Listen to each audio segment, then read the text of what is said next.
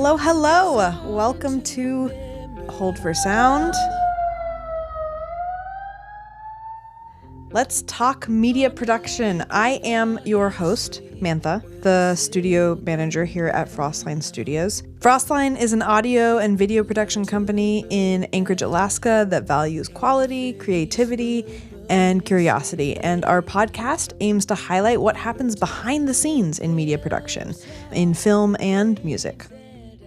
Whether you're an industry professional, an aficionado, or you just want to learn more, we hope you come away from listening with a broader understanding of media production. Today, I'm talking with our director of photography, who's also our colorist and editor and everything in between, and also my sister, Hannah Pratt, about color grading. Hi, Hannah. Hello. We also have an extra special guest, Quinn Carey. He is a film student who interned with us last summer, and we are lucky enough to have him back as a full-time employee. For this summer, we are very excited he's here. Hi, Quinn. Thank you for having me. A pleasure. It is definitely a pleasure. He's kind of the target audience for this podcast, people who want to learn more and who want to improve their craft. So without further ado, color grading. It's a little hard to talk about in an audio-only podcast, but to me, it's like magic. It's one of my favorite things to watch Hannah and Courtney, who's our other Editor, colorist, camera op, et cetera, et cetera. Yeah. And it's one of my favorite things to watch them do because it's like what takes, oh yeah, that's a cool shot, to, oh wow, that is so cool. And the interface in DaVinci Resolve is visually interesting. So when we have people in the studio and I'm color grading, it looks more impressive than when I'm just editing stuff. Mm-hmm. It's just like a big mystery to a lot of people because it's not really taught as a really important part of the process. I went to film school and it wasn't. It was like, yeah, you gotta make sure it looks good, but it was never I never took a color grading class in film school. I see it as like it's just as important as the editing or any other part of the process. So that's, I mean, not a diss on your film program, but no, it's pretty common. So why is it not usually included? Well, in school we were focused a lot on how to tell a story. We're just learning the basics, and that was my school. Like, I don't know, Quinn, is that what your experience is? It is pretty accurate. Once you get further into the program, they offer a wider range of classes like color grading, but it's one class, one semester. Mm-hmm. And see, we didn't even have a color grading class. Yeah. And so we just figured it out in Premiere, which I had to grade something in Premiere yesterday and it hurt my soul. So you're learning the basics. You only have so many years in school. You only have so much time. And learning how to tell a good story is first and foremost. So when you came away from film school, what was like, because now we consider color grading to be one of the core parts of the process. So what has changed in your understanding of color grading and filmmaking? Everything. Since graduation. Yeah, I guess so I started working with Rich and he was working on a narrative film to color grade and he was working in Resolve, and obviously it's a very visually attractive thing to watch somebody do. Well, if you're not familiar with the Resolve interface, we'll have pictures of what it looks like. Yeah, it's on just the like blog there's post. just colors everywhere. Mm-hmm. And you get to change the color, the subtlest changes make the biggest difference, and it's just really fun to watch somebody color grade and be like, who knew that this picture could look like this? Mm-hmm. So watching Rich color grade was pretty neat. And that was even more because it was a narrative film. He was developing a look for this. It was like a cabin in the woods kind of horror thriller film. And he was getting way more in depth than I had been able to do in Premiere. And that you even knew was possible. Yeah. At that point, I was an intern, or maybe I'd just recently been hired, and I was working on a feature-length doc for our good friend Colleen. Mm-hmm. And she had shot her documentary over 7 years on basically camcorders. So there's not a lot of data in that image. So when we got to the color grading stage of her film, that was kind of my first dive personally into working on a color grade. But yeah, with Joe 238, Colleen's film, really what we're trying to do is just make sure the shots are consistent, make sure the contrast looks good, and make sure that the saturation and everything, like just make the image look nice. You mentioned a lot about the look, and I think a great example is a film like The Matrix. That's a heavily stylized in the color grading post-production process. Some other similar examples are like Pushing Daisies and Hannibal. Yeah. Where they really like Pushing Daisies went You're dating heavy. yourself? I know. I'm not even that old, okay?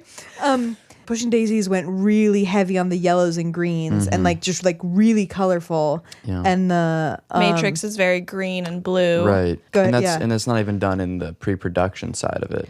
Well, it's in post. You need to think about the lighting and exposure to help your colorist. correct. Because you can completely mess them up and ruin their process by underexposing. But as far as getting that green tint on their skins and in the bank scene specifically, Yeah. it seems like a lot of that is done in post in the grade. Yeah, there is a lot that's done in post, but they have like these looks planned out for a big budget film like that. They have them planned out before they even start shooting. So they also will light the scene maybe a little more blue. Their costumes and the set design is all geared towards that final look. You know, I was watching an interview about the recent film The Creator, which was shot on FX3. And one of the things they were saying is like, yeah, the FX3, it's like cool that we did that. And everyone's saying that it looks really good. But like, it looks really good and the colors are really awesome because we chose those colors ahead of time and we set everything up to have that specific orange and that specific blue. And the characters are, you know, dressed that way and the set is dressed that way and it's lit the way we want it so that when it finally comes to putting the look on at the end of the process, it just goes on so easily and you're not fighting the image. Quinn and I were kind of talking about this earlier this week. The more that I learn about color grading and editing and all this post-production stuff, the more that I learn about how I need to be shooting my footage. I'm like, how do I make my image as a cinematographer the best that it can be for when I color grade it? Like, I'm constantly thinking, I'm like not touching ISO unless I have to. I'm making sure I'm recording at the highest possible quality.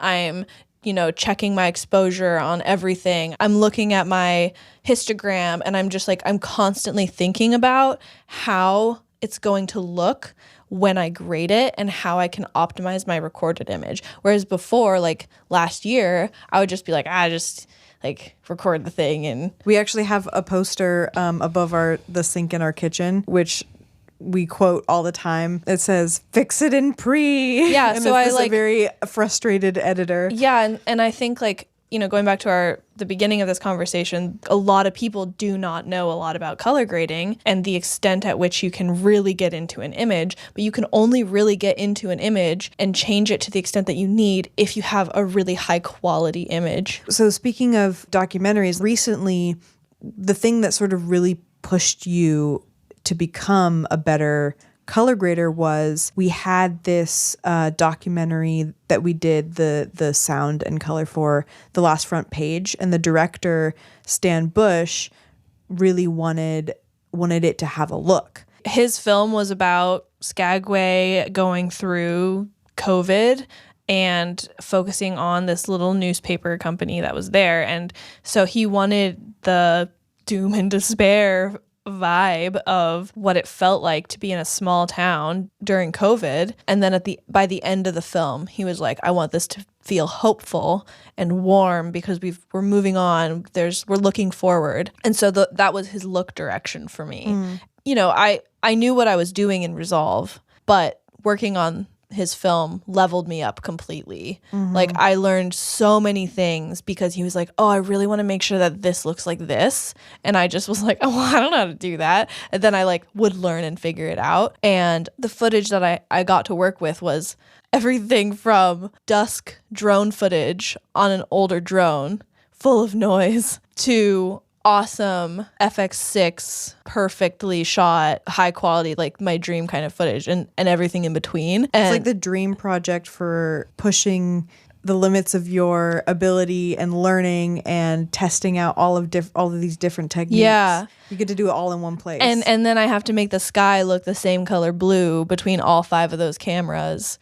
Which all had different settings at different times. Yeah. Yeah. And even if it was the same camera with the same DP, it was like 6 months later or something. And so who knows what he's done since then and what his camera settings are now and, you know, that kind of thing. And so I learned a lot about how to handle that kind of footage, how to set my project up in Resolve, how not to set my project up in Resolve. Yeah, it was really eye-opening. And Stan was he always pushed for a better image, which sometimes drove me crazy because I was like, I don't understand what you mean. I think I'm doing the thing you want. And then we would sit in a Zoom meeting together and he would be like, this is what I'm looking at.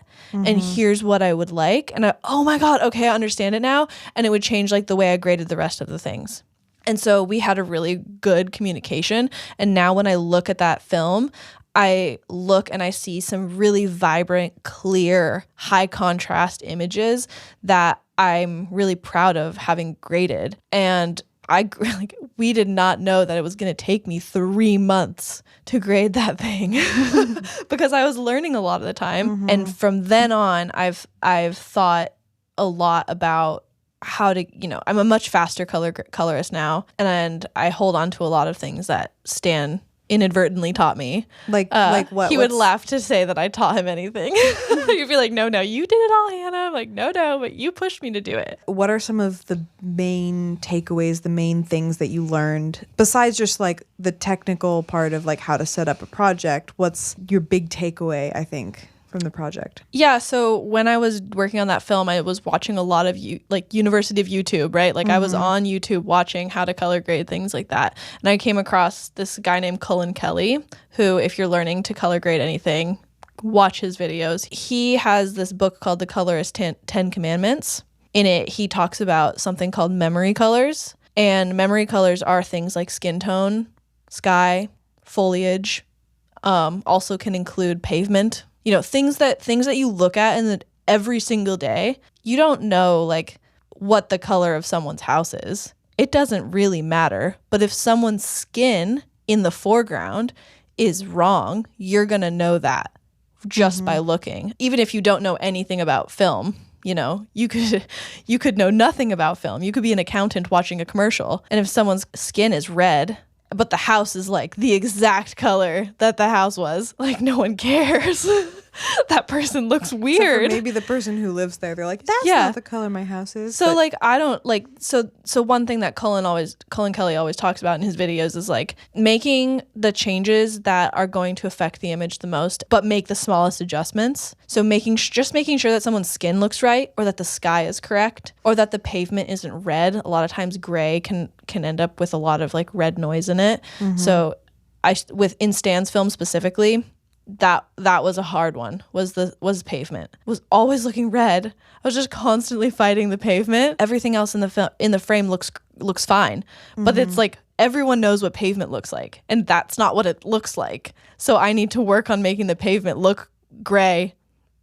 And it's harder than I thought it was going to be. So anyway, that's something that I really took away, is you can still have a look and you can also still have it look natural.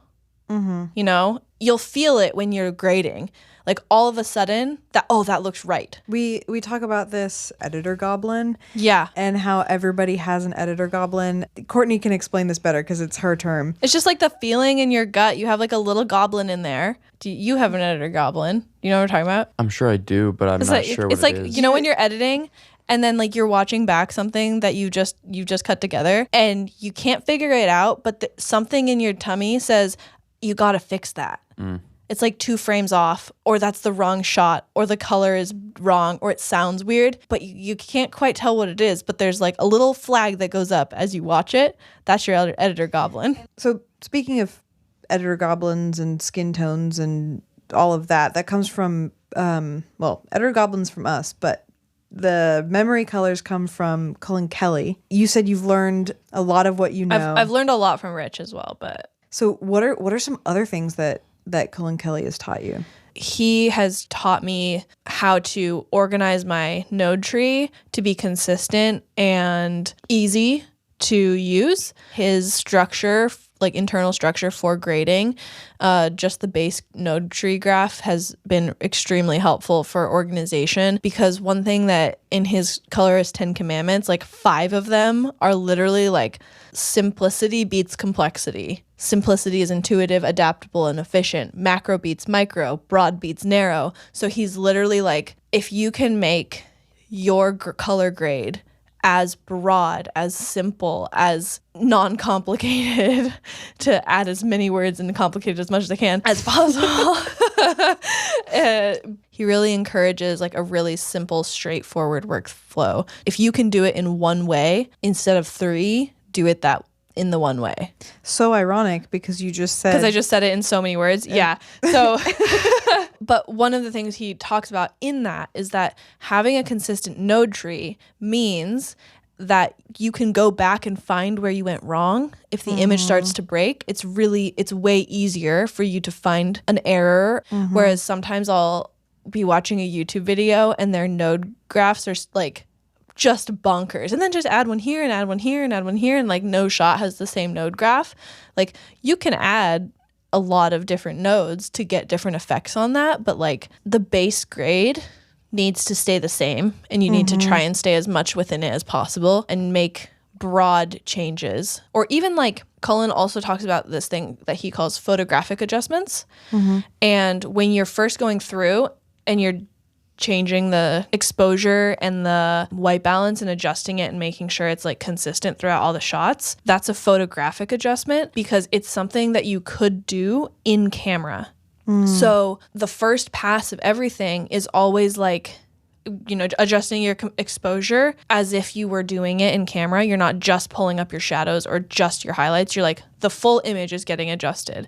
Your white balance, you're adjusting as if it was blue to yellow or blue to orange instead of including green and magenta. So you're working on it as if you could do it in camera, because you're going to get a truer image based on like how you see it. And then like you can do all of the little adjustments later and pull out specific colors and take the green out and do all of that. But the first pass, the fastest pass, is to just do it as if, you know, you're adjusting your camera settings, adjusting your white balance, adjusting your exposure. Those are broad adjustments that make a huge difference. And when you get those really close, you don't have much more work to do. And then he also talks a lot about asking questions, figuring out like, why is your image breaking? What did you do? And now you have to go back in your node tree and figure it out. Or like, is it the footage? Is it the settings that I have in my project settings? Courtney and I spend hours. We can sit and just fiddle with tiny settings for hours, making sure that our project is set up. Why isn't it exporting properly? Like we go through the scientific method for almost every single project that we have, because there's always something that is different. You know, you remember us talking about this, Quinn, from last year. As an intern, we were always like, the biggest thing about this job is that you have to be a problem solver. Everything that can go wrong will go wrong. You have to be able to like figure it out. That kind of thinking has kind of started me questioning everything, especially since I've started color grading. Like I'm starting to question, like we used to shoot everything in S-Cinetone, which is the camera will just record it, high saturation, high contrast. There's not much color grading that you have to do when you record it that way. But then I was like, but if I shoot it in S-Log, will I have more data to work with when I actually do color grade it? Because I will have to color grade it, just not as much, but maybe more if it's S-Cinetone. I just started going like, is it the same quality as S-Cinetone as it is S-Log? And then recently I'm like, wait a second. How much more data do you get from raw footage? Holy shit, that's so much more data. We don't need to use that, but maybe we do. And just starting to question like, okay, why do people do it this way? Is it worth it for me to look into that and try and figure it out? And so now we shoot a lot more in S-Log. Why do we decide that? Why aren't we shooting in RAW? Like first of all, we can't shoot in RAW with our cameras without an external recording device because the files are so large. The Sony FX3 and the Sony FX6 don't have that internal capability. And like we don't need that much data. Why would you need that much data? If you're working with a raw image, you end up with a lot more data that's captured, and therefore have a lot more flexibility in post-production when you're working with the image. You kind of limit yourself. You can't record as many whites as bright as they are if you are recording an S-Log, and especially if you're recording an S-Cinetone, you kind of cap yourself where you can't retrieve the data back from what's clip it it's out. like overexposed. Right. Yeah, so Your it's kind of threshold is just, from S-Cinetone to S-Log and then S-Log to RAW. Your threshold just gets higher and higher, and you can pull that data back.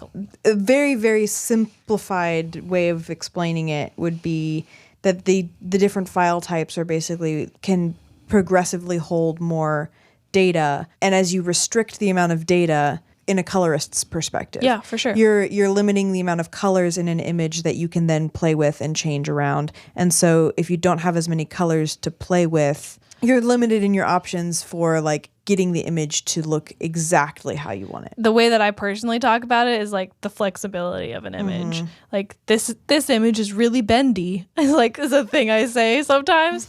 So Courtney and I were doing tests between like S-Cinetone, and the way we would bring it in, we used to bring it in from Premiere to Resolve. We would just like export a ProRes master and bring it into Resolve. And I started being like, but like, don't you kind of want to work with the like footage instead of like an export of the footage? Okay, so how much data are we losing? Even ProRes is like a massive file. I'm still re-encoding it. What's getting lost there? This is another test that Courtney and I did.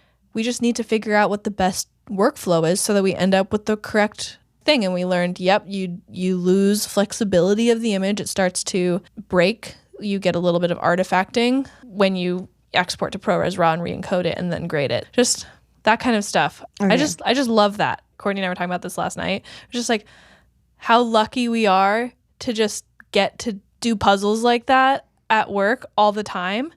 Because, I don't know, it's just fun. You do the puzzles, you do the troubleshooting, and then you get to apply it to your next project, and then it's like, oh, I figured that out. I figured that out. Look how good it looks now. Yeah. And I really like learning all of this stuff helps me be way more confident in what I'm shooting. But also now I spend a lot more time like before a shoot setting up the camera properly to make sure that I'm going to have a good time in post-production. And also if we really prefer to like do all of our own post-production, but occasionally we do have to send it all out.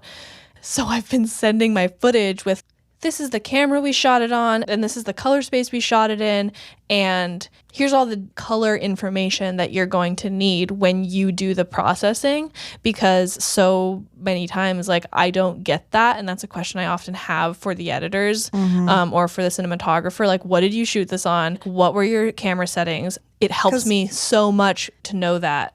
Yeah, because you can do the color grading without it, but knowing all of that information allows you to apply the proper adjustments. Yeah. Within Resolve, you can basically say, like, this is what I shot, and it will do a lot of the work for you.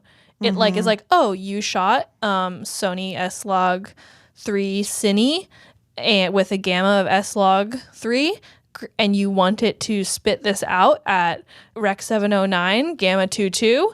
Okay. And then you go from this like low contrast desaturated log image to, full contrast high saturation. If I'm your client and I'm sending you a film to color grade, what is the information that you'd want from me for you to be able to color grade as quickly, efficiently as possible? I'm interested in what camera you shot on, what color space you shot in, and with what gamma. And the last two are like obviously like often paired together. If you shoot in one, you use the other, but it's really helpful to know. Those are the first three things, I guess, that I need. And that will just help me prep the project really well. The other thing that's really important to know as a client receiving work from me is that all monitors, whether that's a TV, your laptop screen, your iPad screen, your computer monitor, are all going to look different. I mean, you see that when you go to the TV store or whatever, and you see all the different TVs that are playing the same video, and they all look different. Yeah. And so when you receive a file from me for review, it's really important that you have all of your the True Tone, it's called in Mac. It's kind of a blue light filter on your own device. Even if you're watching on your phone, a lot of people have that turned on, and it just constantly adjusts the color and brightness for the space that you're watching in. But that does mean that you might be looking at a way warmer image than I've graded because your monitor might be showing it very differently. So when you receive something from us or from any colorist, you want to make sure that like all of that is off and that you're kind of at your, I guess the screen that you're looking at is as neutral as possible. I mean, that also goes for a colorist. You don't want to be color grading on a screen that has these adjustments sort of built into it. You want it to be as neutral as possible. So at the studio, we color calibrate all of our monitors so that I know that I can trust the color that I'm seeing. Stan had been watching all the cuts that I sent him on his laptop. And as we got closer to the end, the last couple versions, he suddenly put it on his TV. And he's like, oh my God, what happened? Something went really wrong. Everything is looking very different. I was like, it really shouldn't be different because now we're at the like micro adjustment thing. Like I'm not making big changes. Oh, it's because you played it off of the Vimeo app. So for Stan, I was like literally sending him the files instead of putting it onto Vimeo or anything because you see the full quality and the full color. And so on his laptop, he was seeing it really close to how I was grading it. And then we had it on Vimeo. He played it on the Vimeo app on his TV and was like, what went wrong? And I'm like, nothing? Yeah. And so like it's gonna look different if you play it in a movie theater or if you play it on your phone or something. So just understanding that and doing what you can as the reviewer, I guess, to mitigate as many changes as possible. Quinn, do you have any more questions for me? What was it? What we talked about before? Quinn's quintessential question corner. Yeah. Yeah. What are Quinn's quintessential questions? I don't really. Maybe are there different types of color grading? Okay, so there's the two kinds of color grading that I do, and we have talked about them, is like utility color grading and look development color grading. And so utility is like, we need this to just look great.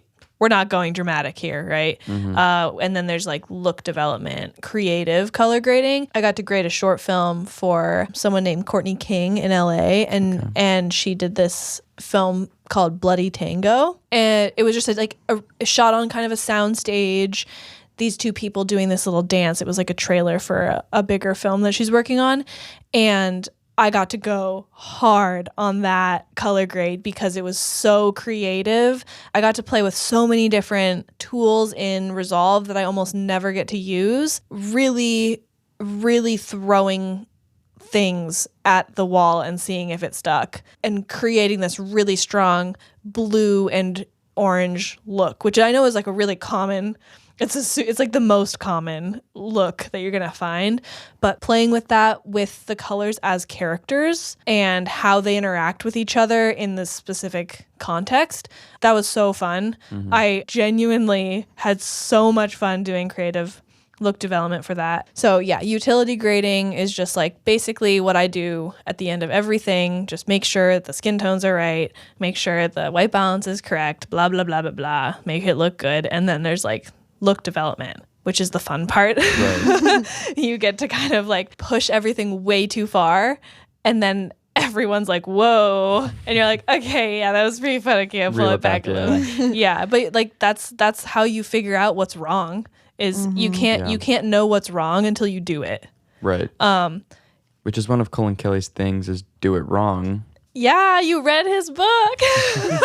And so many times, like, you'll see me color grading and the shadows are a little bit red or there's a little bit of, green in the skin or something. And I just freaking take that little dial and I yank it like the wrong way. Or I'll yank it really far one direction and then start pulling it back and like finding that balance point where your editor goblin goes, oh, that's nice, But I'm constantly just like, too much? Okay, pull it back. I often will like think, oh, I freaking nailed that. And I'll come in the next day like, very often I will do a grade and I will not send it out until I come in the next day and rewatch it because sometimes I'll be like, oh, killed that. Go home, come back. What the frick was I thinking? Yeah, it's also because after a while your eyes need a rest. I remember when you were working for 3 months on this last front page film for Stan, every few hours you just like stare out the window, be like, I can't even wear my rest glasses my when I'm eyes. doing that kind of thing because my glasses have blue light blocking in them, and it's so subtle, but it does change the color that I'm looking at. So I can't wear my glasses. So you're just color grading blind. You just like the I whole can see. They're really just readers, but like I know, mostly I'm the reason I kidding. wear my glasses at my desk is for the blue light blocking. But then when I'm color grading for 3 months, I just go home with a headache every day. Yeah, because you Yeah. have all the blue light beamed It's straight exhausting. into your brain. I am oftentimes like shoot days. I can end a 10 to 12 hour shoot day like pretty tired. Be like, whoa, yeah, I moved around a lot, lifted stuff, ran around with a camera in my hands. I'll still come home like, that was so fun. We did all this stuff.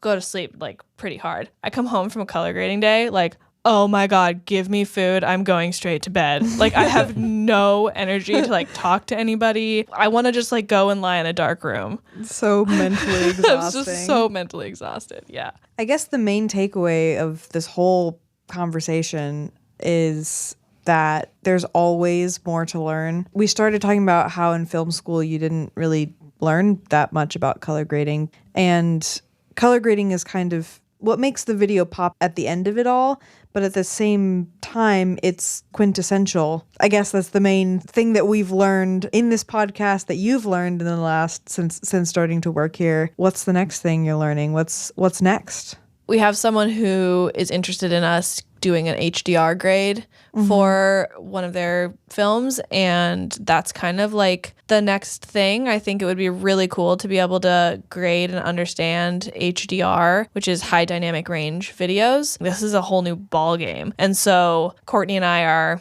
taking a Dolby Vision class to eventually become Dolby Vision certified.